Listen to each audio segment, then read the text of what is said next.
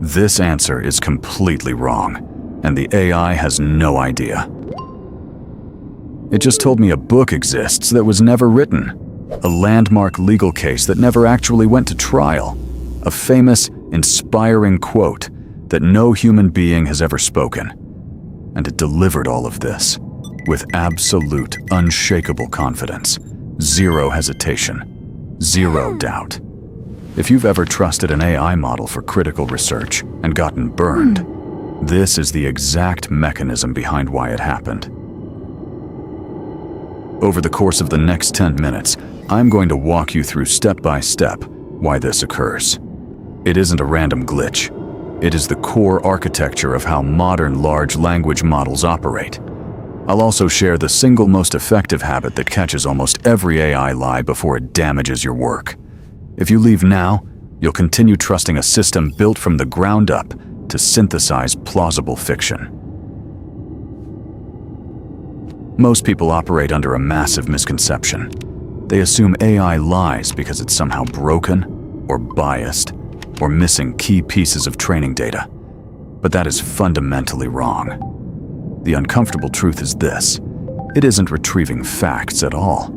It has no internal library to look things up in, no factual database, and no reference manual. What it actually does is far stranger. And once you see it, you will never look at a chat interface the same way again.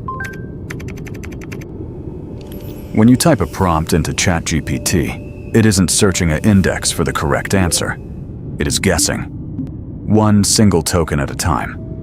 A brilliant, statistically sophisticated guess, but still a guess. And any system that relies purely on probability will eventually guess wrong, presenting falsehoods with the exact same unshakable confidence as basic math. It literally cannot tell the difference, and that should deeply unsettle you. Here is a golden rule you can start using today. Never trust an AI model when it comes to hyper-specific details, exact names, numerical figures, dates, or academic citations, without verifying them yourself.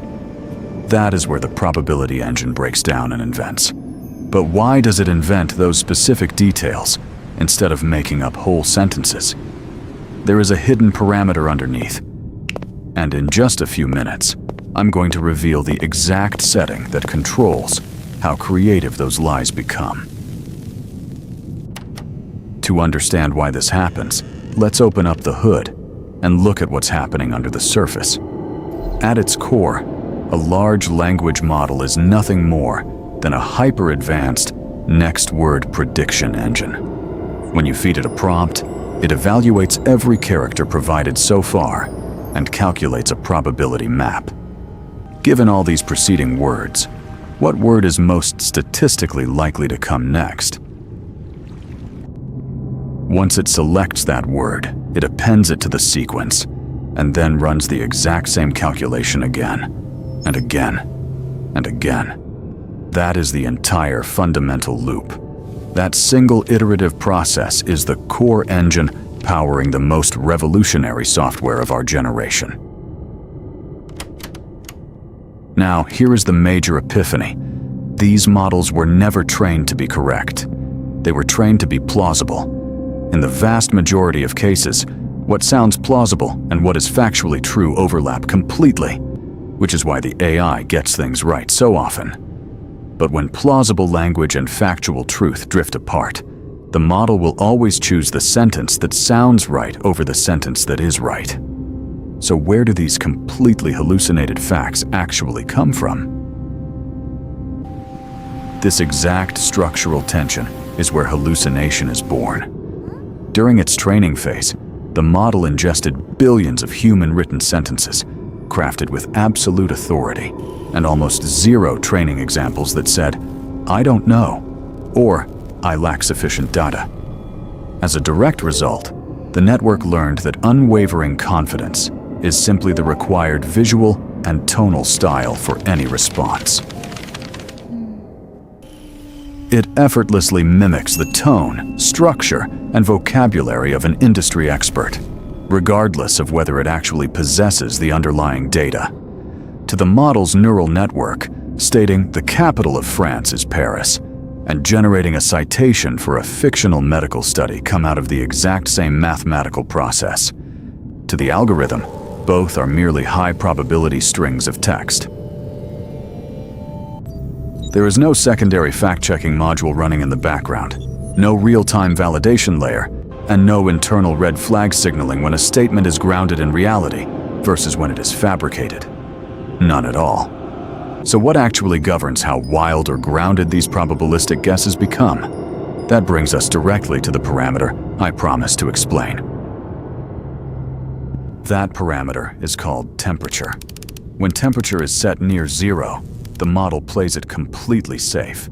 It consistently selects the most predictable, statistically dominant next word, keeping the output logical, rigid, and accurate. But when temperature is dialed up higher, the model takes creative risks, generating far more varied phrasing, while exponentially increasing the probability of pure confabulation. Most default chat applications are intentionally tuned to run warm so that conversations feel fluid, creative, and human-like, which means a baseline level of structural hallucination is active by design. The AI isn't glitching or breaking down when it invents false information. It is executing the exact probabilistic task it was engineered to perform. So how do you build a workflow that protects you from these confident errors? It comes down to 3 operational habits. First, always demand explicit citations and manually verify that those papers, URLs, or books exist in the real world. Second, present the same critical query twice in separate isolated sessions. If the core facts shift between runs, they were never facts to begin with. Third, for any high-stakes project, force the model to write out its step-by-step logical reasoning before generating a final answer. Here is the ultimate mental model shift that will permanently change how you interact with artificial intelligence. Stop viewing it as a traditional search engine or a database that occasionally makes mistakes. Start viewing it as an extraordinarily fast, highly capable, and endlessly confident intern who will never, under any circumstances, say, "I don't know." When approached with that framing, it transforms into one of the most powerful leverage tools in human history. But trusted blindly, it becomes a severe liability wrapped in a clean, convincing user interface. The underlying technology hasn't changed, but your operational framework just did.